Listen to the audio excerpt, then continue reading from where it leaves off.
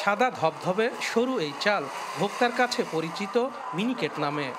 ব্যাপক জনপ্রিয় জাতটি উৎপাদনের এই চিত্র কুষ্টিয়ার খাজানগর মোকামে। তবে সরকারের দাবি, দেশে মিনিকেট নামে কোনো ধানের জাত নেই। এমন বিতর্কের মধ্যেই সম্প্রতি চালের বস্তার গায়ে ধানের জাতের নাম লিখতে আদেশ দিয়ে পরিপত্র জারি করে খাদ্য মন্ত্রণালয়। চালকল মালিকদের প্রশ্ন, মিনিকেট নামে জাত না থাকলে বস্তার গায়ে কি লিখবেন তারা? এখনও মিল থেকে মিনিকেট নামেই চাল, মিলাররাও মিনিকেট নামে চাল বিক্রি করছে এবং আমরাও মিনিকেট নামে চালটা পাচ্ছি, তাই আমরাও কাস্টমারের কাছে মিনিকেট বলেই বিক্রি করছি। মিনিকেট যদি লেখা না যায় তাহলে সারা বাংলাদেশে যেন কোনো জায়গায় লেখা না যায়, আমরা লিখবো না আর অন্য জেলার লোক লিখবে, এটা যেন না হয়, এটা আমাদের সরকারের কাছে দাবি। বিষয়টি সুরাহা করতে কৃষি বিপণন অধিদপ্তরে একটি আবেদন করা হয়েছে বলে জানান চালকল মালিক সমিতির নেতারা। ধানের বাস্তবতা রয়েছে, বড় মৌসুমে 60% ধান মাঠে আমরা জরিপ করলে মিনিকেট ধান পাবো এবং সেই নামটা আমরা দিই নাই, সেটা চাষিরা দিয়েছে। সরকার বলতেছে যে মিনিকেট দেওয়া যাবে না, আমার তো কোনো আপত্তি নাই। মিনিকেট ছাড়া আপনারা বলেন যে এই ধানটাকে কি নাম দিতে হবে, সেই নামে আমরা নাম দেবো, আমাদের কোনো আপত্তি নেই। এদিকে জাতটি মিনিকেট হিসেবেই মিলারদের কাছে বিক্রি করেন বলে জানান কৃষকরা। ইন্ডিয়া থেকে যখন ধানটা আসে তখন ওই ইন্ডিয়ার লোকরা এই ধানটার নাম দিয়েছে মিনিকেট, আমাদের দেওয়া নাম না, ইন্ডিয়ান লোকের দেওয়া নামই হলো মিনিকেট। পৌষ মাসে আমরা নিয়ে আসি চারা দিয়েছি, দিয়ে আমরা হচ্ছে সেচি আবাদ করি এই মাঠ হচ্ছে এই ধান লাগানো হয়। মিনিকেট ধান এই অঞ্চলে আবাদ হয় অতি অল্প পরিমাণে। অন্যান্য চিকন চালকে মিনিকেট নামে বাজারে ছাড়া হচ্ছে বলে জানান কৃষি বিশেষজ্ঞরা। আর এই বিষয়ে এখনও নিশ্চিত হওয়া যায়নি বলে দাবি কৃষি বিপণন কর্মকর্তার। এইটি মিনিকেট বলে জাত ইন্ডিয়াতেও নাই।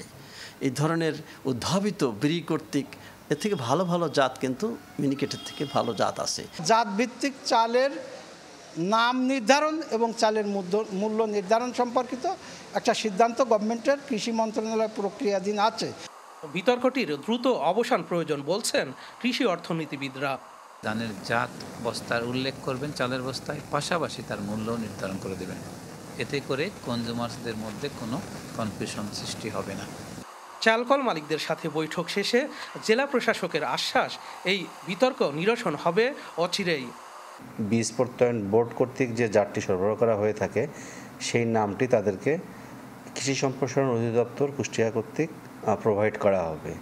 ট্রান্সপারেন্ট বয়ামে করে আমরা ধানের জাত সংরক্ষণ করব, যেটি আমাদের কৃষি সম্প্রসারণ অধিদপ্তরেও এটি সংরক্ষিত হবে। মিনিকেট নামের ধান ভারত থেকে এসেছে বলে জানান ধান গবেষকরা। শরীফ বিশ্বাস, চ্যানেল 24, কুষ্টিয়া। দর্শক, এ বিষয়ে কথা বলতে আমাদের সাথে সরাসরি যুক্ত আছেন বাংলাদেশ ধান গবেষণা ইনস্টিটিউটের মহাপরিচালক ডক্টর মোহাম্মদ শাহজাহান কবির। আমরা চলে যাচ্ছি তার কাছে। ডক্টর শাহজাহান, আপনার কাছে জানতে চাচ্ছিলাম, এই যে মিনিকেট নিয়ে এত বিতর্ক হলো, হাইকোর্টের রায়ও হলো, তারপরও মিনিকেট বহাল তবিয়তে আছে, এর দায়টা আসলে কার? নগদের কাছে সব গ্রাহকই প্রিয়, তাই তো সারা দেশে ক্যাশ আউট চার্জ সবচেয়ে কম। না, ধন্যবাদ আপনাকে। আমি আপনাদের প্রতিবেদনটি শুনছিলাম, সেইখানে আপনি যে প্রশ্নটি করছেন দায়টি কার, সেটি বিষয় না, দায়টি আমাদের সকলেরই। আজকে যে মিনিকেটের কথা বলা হচ্ছে, একজন মিলার মনে উনি বললেন 60% এরিয়া, বুড়ো সিজনে 60% এরিয়াতে মিনিকেট চাষ হয়। এই ধরনের তথ্য একেবারেই অবান্ত। মিনিকেট আসলে, মিনিকেট যেহেতু একটি ব্র্যান্ড, এটা যেহেতু বাজারে ভালো দাম পাওয়া যায়, বিক্রি হয়, সেটা একটা ব্র্যান্ড হিসাবে আবির্ভূত হয়েছে। সেই ব্র্যান্ড হিসেবে আবির্ভূত হয়েছে বলে কৃষক কিন্তু এখন একটু চিকন ধান হলে, লম্বা চিকন ধান হলে, চাল হলেও সে কিন্তু এটা মিনিকেট নাম দিয়ে কিন্তু চাষ করছে, বিক্রি করছে। ইন্ডিয়াতে এই ধরনের মিনিকেট নামে কোনো ভ্যারাইটি নেই। আমরা বাংলাদেশে কোনো মিনিকেট নামে কোনো জাত আমরা উদ্ভাবন করিনি। তবে এই জায়গা থেকে যদি আমরা বের হয়ে আসতে চাই, এটা যে আমরা একদিনে বের হয়ে আসতে পারবো সেটা কিন্তু আমার কাছে মনে হয় এটা প্র্যাকটিস করতে হবে। যেহেতু সরকার এখন সিদ্ধান্ত নিয়েছে যে ধান, সেই ধানের নামে চালের বস্তায় চালের নামকরণ করতে হবে, এই প্র্যাকটিস যদি আমরা শুরু করি তাহলে কিন্তু আস্তে আস্তে দেখা যাবে যে এই মিনিকেট যে ব্র্যান্ড, এটি আস্তে আস্তে থাকবে না, অন্য কোনো জাত হয়তো এই জায়গা দখল করবে। সেই ক্ষেত্রে আমি বলবো ভোক্তা যারা আছেন, আমরা যদি এই অবস্থা থেকে আমরা বাঁচতে চাই, আমরা যদি এই অবস্থা উত্তরণ ঘটাতে চাই, আমরা যদি ভালো চাল খেতে চাই, আমরা যদি প্রতারিত হতে না চাই, তাহলে কিন্তু ভোক্তাদের এখানে বিশাল একটি ভূমিকা আছে। ভোক্তারা এই যে চিকন চাল খেতে হবে, এই ধরনের একটা যে সবারই একটা মনোভাব যে আমি চিকন চাল ছাড়া খাবো না, এইটা না।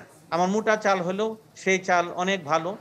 আর আমার যে চালগুলো আছে, এখন তো আমরা ধানই উদ্ভাবন করছি চিকন, সুতরাং সেই ধানের নামে চালের নাম যদি হয় তাহলে আস্তে আস্তে এই জায়গা থেকে আমরা বের হয়ে আসতে পারবো। কিন্তু আরেকটা ব্যাপার সেই সাথে জানতে চাচ্ছিলাম যে এখানে আমরা যেটা পেলাম যে কৃষক সহ ব্যবসায়ীরা দাবি করছেন মিনিকেট জাতের ধান থেকেই চাল উৎপাদন হচ্ছে, কিন্তু বস্তায় চালের নাম লেখা নিয়ে তারা বিভ্রান্তিতে আছেন।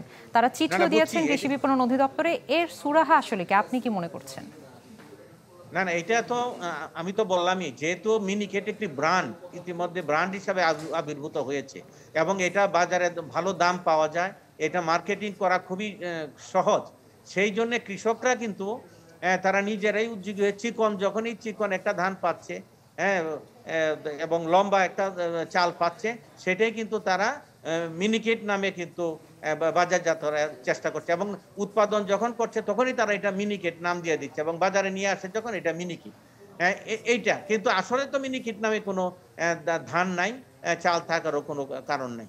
ব্র্যান্ডিং এর জন্য এই কাজটি হচ্ছে।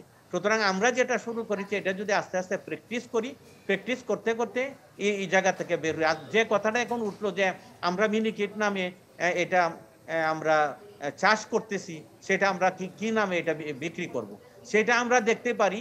এই যে ধানটা এখানে চাষ করছে, এটা যদি ইন্ডিয়া থেকে এসে থাকে, সেই ইন্ডিয়াতে এটার নাম কি ছিল আমরা সেটাই দিব। আর যদি বাংলাদেশের কোনো জাত তারা মিনিকেট হিসাবে বলতে, এটা আমরা দেখতে বুঝতে পারবো। বাংলাদেশের ধানও আমরা বুঝতে পারবো, ইন্ডিয়া থেকে যে ধানটি আসছে সেটাও আমরা বুঝতে পারবো। সেই হিসাবে আমাদেরকে হয়তো গ্রুপে কাজ করতে হবে। কাজ করে এই সমস্যার নিরসন করা, এটা খুব কঠিন কাজ হবে বলে আমার কাছে মনে হয়। জি, অসংখ্য ধন্যবাদ আপনাকে। দর্শক, আমাদের সাথে এতক্ষণ সরাসরি যুক্ত ছিলেন বাংলাদেশ ধান গবেষণা ইনস্টিটিউটের মহাপরিচালক ডক্টর মোহাম্মদ শাহজাহান কবির।